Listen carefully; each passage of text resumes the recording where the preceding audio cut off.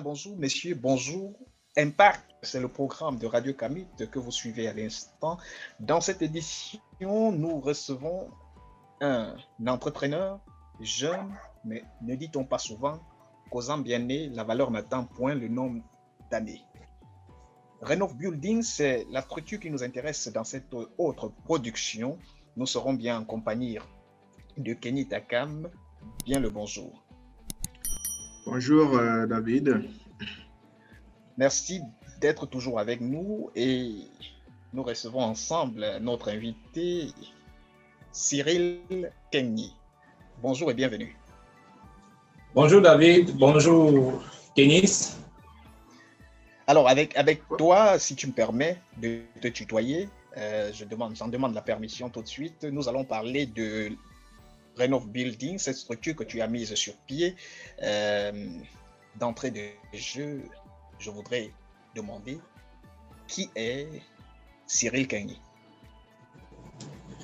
Alors, Cyril Kenny, c'est un jeune Camerounais originaire de l'Ouest Cameroun. Ingénieur génie civil, entrepreneur, 5 ans d'expérience déjà en tant qu'ingénieur, 3 ans d'expérience en tant qu'entrepreneur. Merci. Ingénieur en génie civil, tu opères, on a dit qu'on pouvait se tutoyer, tu opères dans la ville de Douala. Est-ce que tu peux nous dire un mot sur cette ville qui accueille ton activité et comment se comporte le secteur d'activité de ce côté-là? Déjà, une petite rectification, notre lieu d'opération c'est Douala et Yaoundé. Plus Yaoundé que Douala. Et bien, nous sommes situés à Yaoundé. Oui. Et Douala, une représentation là-bas.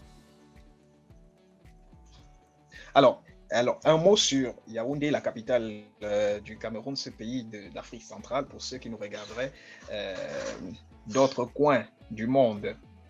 Un mot pour ceux qui, voilà, si on te demandait comme ça de présenter cette belle ville qui abrite ton secteur d'activité. Yaoundé, c'est la capitale du Cameroun, la capitale politique du Cameroun. Et le choix de cette ville, déjà, Yaoundé, c'est une ville qui demande, il y a beaucoup de travaux à faire à Yaoundé. C'est une ville qui... Dès que tu es dans la ville de Yaoundé, le centre-ville, c'est le seul endroit où c'est un peu bâti, mais à l'extérieur, là, c'est pas, le plan d'urbanisme n'est pas respecté, la ville n'est pas... C'est une ville en construction, où il y a beaucoup à faire, d'où le choix de cette ville. Déjà, c'est une ville, c'est notre ville native. Il faut toujours commencer. On ne peut se servir mieux que soi-même. Et on décide de commencer à Yaoundé parce qu'il faut construire déjà notre propre ville. La Yaoundé, c'est la ville où je suis né, c'est où j'ai grandi, c'est où j'ai fait mes études. Donc je me dis, je commence par Yaoundé, à essayer d'améliorer déjà Yaoundé avant d'aller ailleurs. Douala, c'est le même problème à Douala, où on a les problèmes d'inondation partout parce que les constructions sont mal faites. On constate qu'on a beaucoup d'étrangers qui construisent au Cameroun. Pourtant, on a les conformes, les ingénieurs camerounais tous les jours. Pourquoi ne pas se lancer? C'est un peu ça. En effet, c'est aussi le prétexte de cette invitation, de cette production. Merci justement de nous permettre de parler de la construction, de parler justement de Renov Building, cette structure que tu as mise sur pied. Mais Kenny Takam, je voudrais te laisser la primeur de cette première question qui rentre dans un secteur qui t'intéresse, bien sûr, l'entrepreneuriat. Oui, bonjour encore Cyril. Bonjour Kenny. Voilà. Déjà, félicitations, n'est-ce pas, pour ce projet que vous avez mis sur pied parce que justement le domaine du bâtiment, c'est un domaine déjà beaucoup porteur, n'est-ce pas, pour notre propre économie même, qui je vais dire les économies naissantes ou bien les économies comme le Cameroun. Et donc, j'ai regardé un peu les données statistiques comme ça et me suis rendu compte que le bâtiment occupe déjà quasi 7% justement du produit interne brut du pays. Donc, c'est un secteur en pleine croissance parce qu'il y a cette forte demande, n'est-ce pas, non seulement des Camerounais, mais aussi beaucoup plus des Africains justement, qui veulent se construire des jolies et des belles maisons comme vous leur proposez. Et, donc, ma première question, elle est simple, hein, se mettre à son propre compte comme ça, c'est pas chose facile. Donc, je veux savoir un peu vraiment les motivations. Pourquoi est-ce qu'aujourd'hui, tu as décidé, n'est-ce pas, de te mettre à ton propre compte pour un secteur d'activité qui demande vraiment un haut niveau de compétences techniques? Décider de se mettre à son propre compte, déjà, c'est un problème. Déjà, nous sommes en Afrique. Déjà, tu nais dans une grande famille, tu as des responsabilités. En même temps, tu regardes, il n'y a pas d'opportunité qui se présente à toi. Le monde de l'emploi est très difficile. C'est vrai que moi, particulièrement, j'ai eu beaucoup de chance. J'ai eu la chance d'avoir de l'emploi. J'ai fait de très grands projets, en l'occurrence le stade Omnisport. Ensuite, j'ai fait de très gros bâtiments. J'ai fait des projets de route. Mais après, le salaire en tant qu'employé, là, ça ne donne pas. On n'arrive pas à supporter ces charges avec ça. On s'est dit, bon, on n'est pas se lancer à 5 ans. Du jour au lendemain, on se décide, on se lève. Déjà avant de se lancer à son propre compte, déjà, c'est avec qui tu travailles. Il voit à toi quelqu'un de compétent. Du coup, tu as des petits travaux que tu fais en étant employé. Tu te dis, mais pourquoi pas ne pas créer une entreprise? Déjà, tu crées de l'emploi le faisant. Tu aides ces jeunes-là qui vont sortir de l'école. Déjà, depuis que Renault Bull est créé, on a déjà formé l'école de travaux. On a eu des stagiaires venant de l'école de travaux, de Polytechnique de Douala, qui sortaient avec une valeur ajoutée qu'on les apprend un peu à l'école. Et c'était un peu ça, c'est-à-dire apporter ma part de contribution à l'équipe de travail. Ça. Résoudre le problème du chômage au Cameroun et en même temps se faire de l'argent pour résoudre les problèmes de la famille. Justement, je vais rebondir sur cet aspect de ta réponse, Cyril. Bien sûr, c'est une motivation qui te permet de mettre sur pied la structure. Mais allons-y. Tu nous as dit que tu as eu beaucoup de chance. Allons savoir, est-ce qu'il y a eu des difficultés sur ton parcours, depuis la mise en place de cette structure et depuis son existence, disons-le? Oui, certainement, il y a eu des difficultés. Déjà, la petite histoire, Renault Building, déjà, je commence avec l'entreprise Renault Expert. Si vous tapez sur Facebook, vous verrez Renault Expert. Je commence avec cette entreprise. Comment est-ce que je commence? Nous commençons parce que là, je suis actionnaire. C'est une initiative panafricaine où je fais venir des maghrébins au Cameroun pour investir dans le domaine de la construction parce que je voyais les Chinois étaient en train de nous envahir dans le domaine de la construction. Et je dis, mais à côté, là, on a nos frères africains qui font le... Déjà, j'avais remarqué Ara Contractor, qui est une entreprise de maghrébins qui faisait de très bons boulot. Je suis connecté sur Facebook, je me suis intégré, j'ai intégré les groupes, les forums d'ingénieurs africains où j'ai ciblé quelques-uns là qui sont dans le Maghreb, que ce soit au Maroc, en Tunisie. J'ai eu des ingénieurs qui étaient intéressés à venir investir au Cameroun. Je leur ai fait venir, ils sont arrivés au Cameroun en 2017. On a créé l'entreprise Renault. En 2016, en 2016, on a créé l'entreprise Renault Expert. L'idée de départ, c'était de faire les marchés publics, et principalement dans les voiries, c'est-à-dire les pistes de quartier et tout ça. On a été confronté aux difficultés administratives à chaque bureau. Vous connaissez un peu le Cameroun, le niveau de corruption qui est un peu élevé. Du coup, ça les a découragés parce qu'ils n'avaient pas cette habitude-là. Ils sont repartis. Et j'avais déjà mis beaucoup d'années dans ce projet. On est entré dans une période un peu de dépression où on voit tous nos investissements qu'on a mis, c'est parti, puisque les bureaux étaient à Bastos à ce moment-là. J'avais pris les bureaux à Bastos et on n'a pas pu investir parce que les gars sont rentrés. J'ai pris du temps. Bastos, juste pour la petite précision, pour ceux qui ne sont pas camerounais, c'est un des quartiers les plus chics de la capitale du pays. Nous avons pris après cet échec-là, suite aux difficultés administratives et cette corruption, vous dites que c'était la corruption élevée qui les a fait partir. Le niveau de corruption élevé, à tout moment, dans tous les bureaux, il fallait que des 20, on te fait un budget de 20 juste pour aller voir un directeur. Tu fais le budget, c'est à hauteur de 700 000 carrément. Juste pour aller voir un directeur, il lui dit, bon, nous sommes une jeune entreprise, on va intégrer le territoire. Ils ont trouvé ça c'était vraiment trop exagéré. Et quand ils sont partis, ils ne sont plus revenus. Mais on a gardé de bons contacts parce qu'à moi, ils ont vu quelqu'un d'honnête, mais ne se lançait pas, qui n'était pas seulement là pour les faire dépenser. Quand ça n'allait pas, ils disaient non, il faut laisser. C'est pas intéressant. Ils sont partis et après, j'ai décidé, bon, j'ai travaillé. J'ai été employé sur la nationale numéro 15 en tant que consultant terrassement là-bas. J'ai fait 1 an et demi, le temps de me recouvrir les poches. Et après, j'ai eu un contrat avec un gars de la diaspora. Déjà, je faisais beaucoup de travaux pour la diaspora. C'est-à-dire, j'ai commencé, le Renov Expert, c'était un bureau d'études. C'était à vocation bureau d'études uniquement. J'ai commencé avec la diaspora, ils me confiaient le projet. Après, je me suis dit, pourquoi ne pas travailler avec la diaspora, construire leur maison? C'est comme ça que j'ai décidé de créer Renov Building. Okay. Alors, je vais directement saisir cette perche-là. Tu travailles beaucoup avec la diaspora. Est-ce que tu as gardé de bons contacts jusqu'à présent avec Renov Building? Est-ce que vous réalisez des œuvres pour la diaspora? Si oui, précisément des personnes de quel pays? La diaspora, nous avons réalisé pour les gars de l'Allemagne, ouais. l'Italie, les États-Unis, la France. En effet, parlez-nous de vos différentes réalisations. On parle du bâtiment pour le commun des mortels. Oui, on parle des maisons, mais vos compétences vont de où à où, précisément? Des réalisations, nous réalisons que ce soit immeubles, que ce soit maisons d'habitation, duplex, villa, plein pied. On a les compétences pour ça. Oui, évidemment. Moi, je ne voudrais pas vous couper, Cyril. Je voudrais justement revenir sur les compétences dont vous mettez sur le terrain pour la construction du bâtiment. Parce que dans ma formation, je vais dire, dans un projet, par exemple, il y a plusieurs phases. Il y a la phase de design, il y a la phase de réalisation, il y a la phase même de service après-vente. Donc, vous particulièrement, qu'est-ce que vous faites? Vous faites des designs, c'est-à-dire vous projetez des maisons, des bâtiments, parce que j'ai vu un peu sur vos sites, vous avez des modèles vraiment là-bas en trois dimensions, très beaux. C'est vous qui les réalisez, n'est-ce pas? Et vous passez également sur la phase même de réalisation, c'est-à-dire la construction même effective du bâtiment. En quoi est-ce que vous êtes réellement spécialisé, je veux dire? Déjà, comme je vous disais, c'était deux entreprises. Renov Expert qui avait vocation bureau d'études.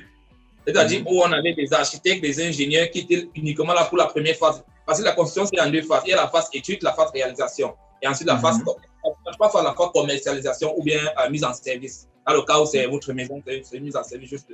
Déjà, Renov Expert intervenait dans la première phase. Renov Expert, dans la première phase, qui était les études. Structure, géotechnique, topographique et tout ça. Renov Expert était spécialisé en ça. Mais comme Renov Expert n'a pas marché et que j'avais les jeunes compétences sur la main, je ne pouvais pas les mettre au quartier. Et là, ils étaient tous balancés dans Renov Building. Et Renov Building avait vocation la réalisation. Puisqu'on avait déjà certains projets qu'on réalisait et c'était bien apprécié par les clients. Ou avec lesquels on gardait. Du coup, ici, on a deux phases. On fait la phase étude, ensuite la phase réalisation. Et on a un partenaire également qui s'occupe de la phase mise en service, c'est-à-dire la phase de la commercialisation. Ok. Tu as parlé de plusieurs jeunes avec lesquels vous travaillez. Donc, j'imagine que vous êtes toute une équipe, un nombre assez, je dirais, consistant. Vous êtes plus ou moins combien dans votre groupe, je veux dire? Dans le groupe, il y a moi, Cyril Kemeni, qui est l'ingénieur chargé des études, structure. Et je suis assisté dans ce travail par deux autres ingénieurs. On a deux architectes. On a un comptable. On a une secrétaire, on a un ingénieur fluide, un ingénieur fluide et thermique, on a un ingénieur électrique. Voilà l'équipe Renov Expert. On dirait une petite entreprise alors d'environ 10 personnes, je veux dire. Une petite entreprise d'environ 10 personnes, justement. Alors, par contre, ça, c'est le personnel de bureau. Sur le terrain, on a des conducteurs de travaux. Chaque chantier a son conducteur de travaux et son chef de chantier. C'est un conducteur de travaux pour le chantier et chaque chef chantier.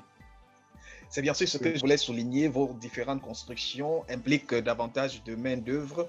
Et moi, je vous pose la question, je te la pose à toi, Cyril. Qu'est-ce que ça te fait d'impacter autant sur la vie de ces nombreuses familles? Premièrement, c'est un sentiment de satisfaction déjà. Et en même temps, c'est une très grosse responsabilité. Cette responsabilité, je l'ai ressenti davantage quand le Covid a commencé, où tout était presque mort.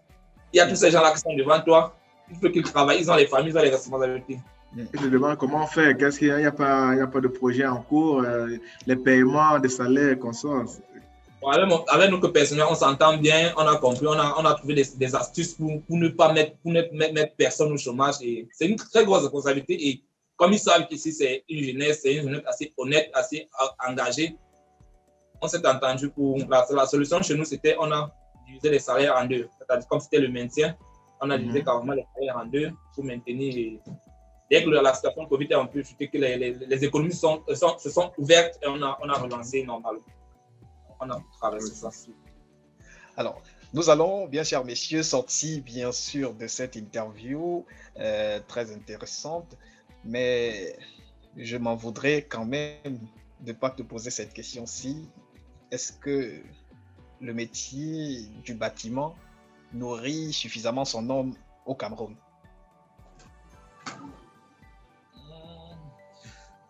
Nous sommes debout, ça nourrit son homme, on pourra dire.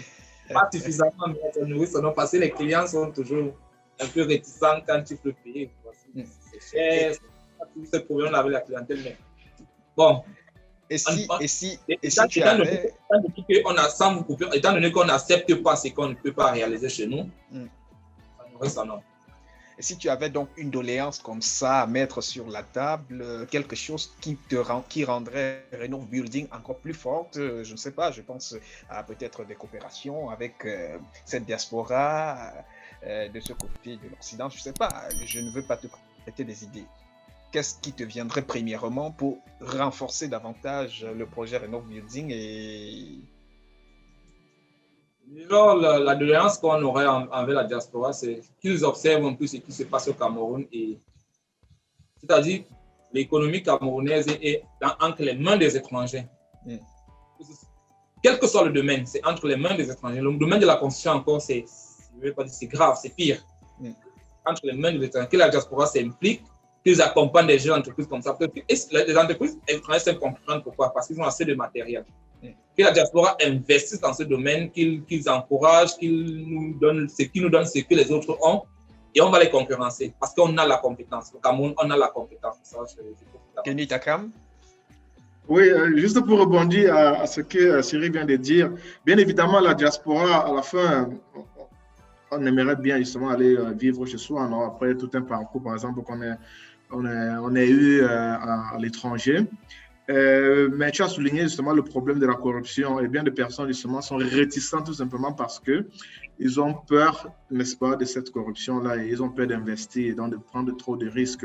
Donc oui, on voudrait bien le faire s'il y a des personnes ou bien des entreprises comme la tienne, sérieuses et qui veut justement que voilà, les investissements ou bien tous les rapports, les échanges économiques entre justement l'Afrique, particulièrement le Cameroun, soient vraiment, je vais dire, qui portent le fruit, quoi, parce que la distance est déjà un gros problème, les mentalités encore n'allons pas regarder, et aussi le capital humain ou bien le capital financier, c'est encore de gros risques que quelqu'un de l'autre côté va difficilement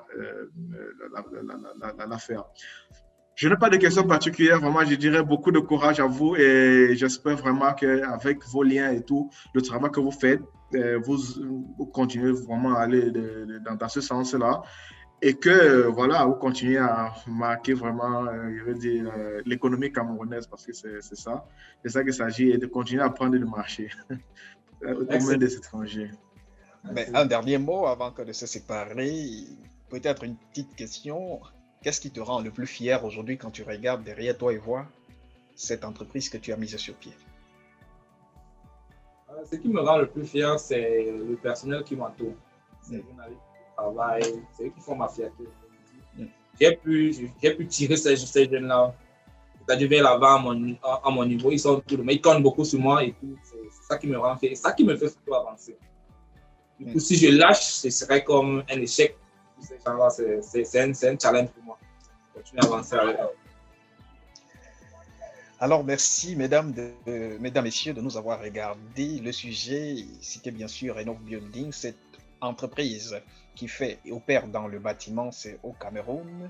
Et bien sûr, l'homme, Cyril Kenny, le manager, le leader. Merci à vous, messieurs, d'avoir accepté cette invitation. Et à vous à la maison, merci de nous regarder. Abonnez-vous N'hésitez pas à partager nos vidéos. Ensemble, nous allons créer cet impact. Impact, c'est l'émission que vous venez de regarder. Bien le bonsoir.